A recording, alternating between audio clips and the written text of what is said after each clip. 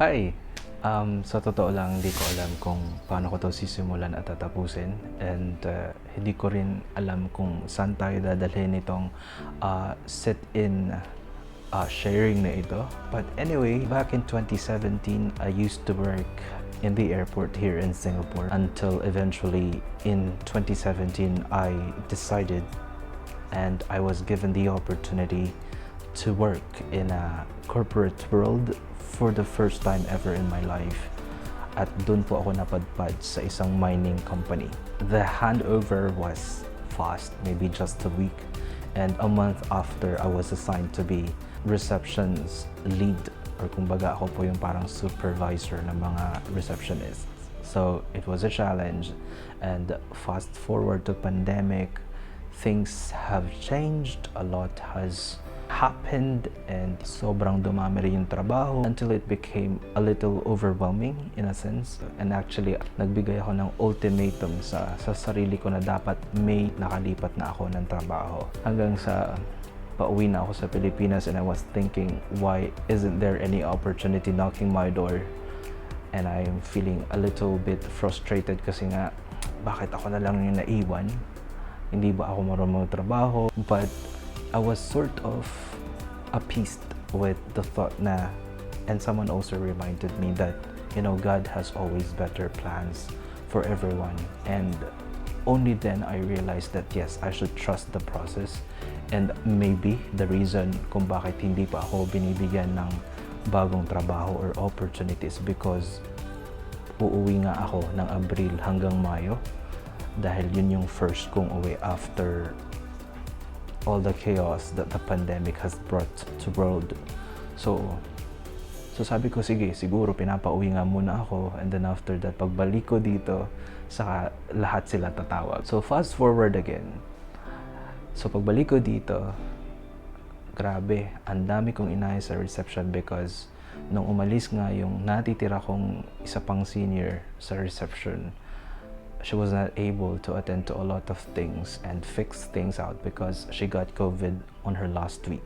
So, parang pagbalik ko, ang natira sa akin ay lahat ng mga pending worth 2 months of things. So, parang I had to work on those habang meron akong trainee sa tabi ko, and then natapos ko siya sa loob ng isang buwan. So, imagine how busy it was for me on a daily basis, but I'm glad I was able to surpass that situation. After a month, I think, I received the first call from AIA, but here in Singapore, sometimes if you're a foreigner and that you are not a permanent resident or a citizen, sometimes it's quite difficult for a company to hire you, so that was fine. The next day, Louis Vuitton called me and the offer was fine. It was fantastic. And then there was this IKEA who also called, offering another position and asking me for my rate, and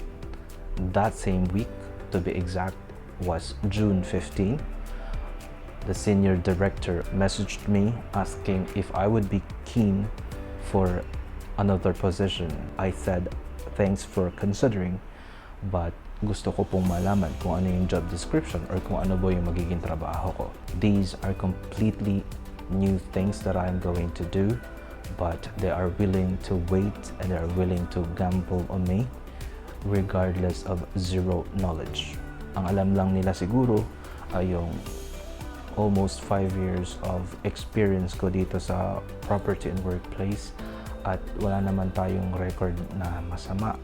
Ibig sabihin, kahit pa paano naman, lagi tayong nabibigyan ng awards or nare-recognize sa ating hard work. Kaya I felt so valued when it was offered to me. It took a while para magkaroon ng internal approvals kasi kailangan nilang ipa-approve sa APAC.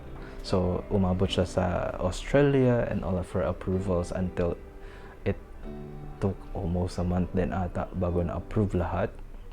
Hanggang sa pinapirma na nga ako ng transfer letter para dito sa bagong posisyon.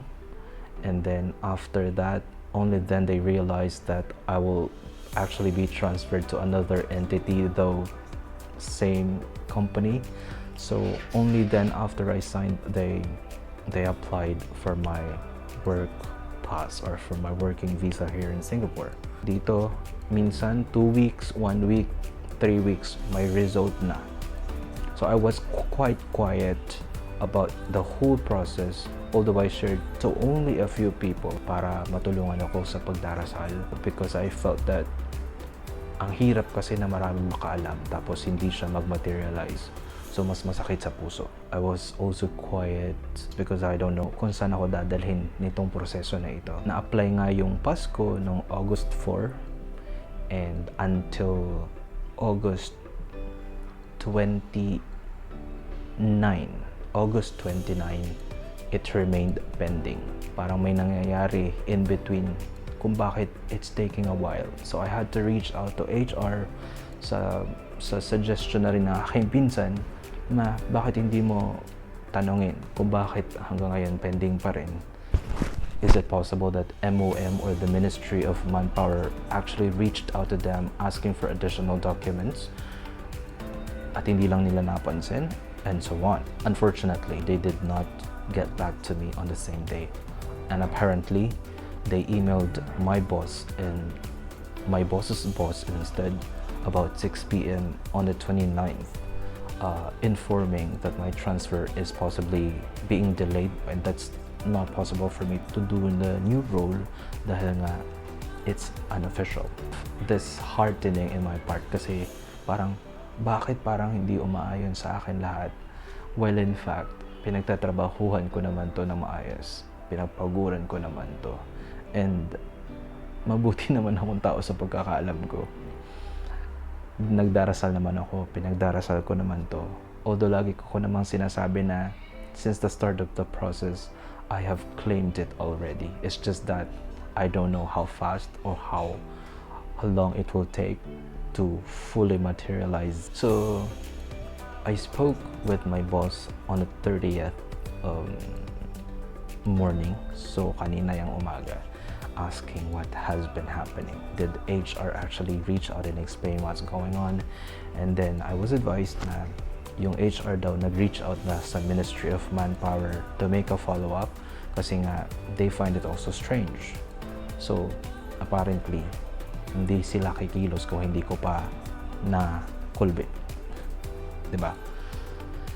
And they say that by the end of this day, there will be a result.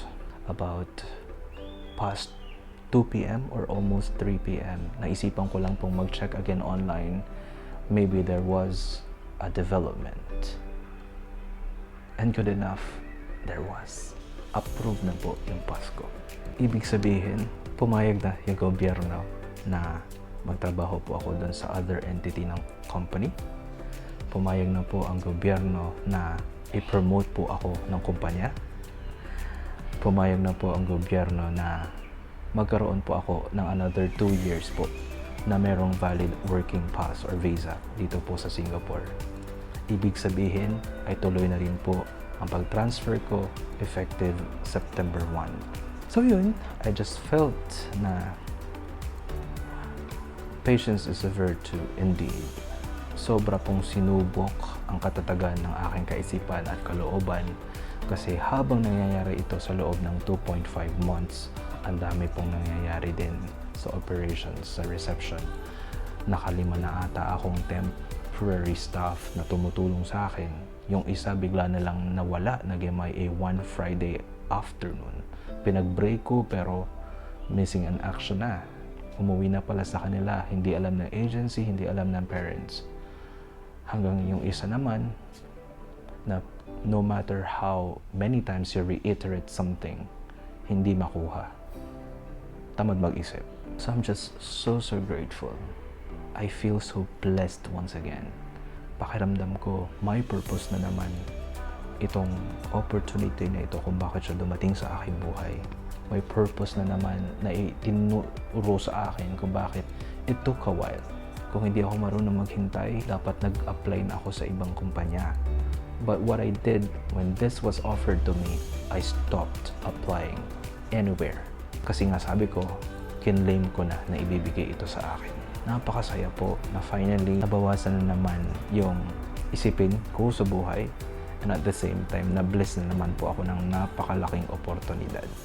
So, to all the people who were instrumental in making this happen, whether you see this or not, I hope that God continues to bless you, your family, with your work and all the things that will make you happy. I will not be able to reach this far without your guidance, without your trust.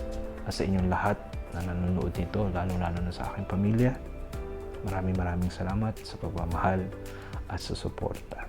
I think I wouldn't be this strong kung hindi ko alam na lahat kayo nasa likod ko lang para sumuporta at sumambot sa akin during the times na kailangan kong madapa o kailangan kong mahulog. Also the times that I knew I will be able to pick up myself once again and learn and be stronger. So yun po, ako po si Mark Fritz, isang simpleng Batanggenyong taga-Bukid. God bless everyone.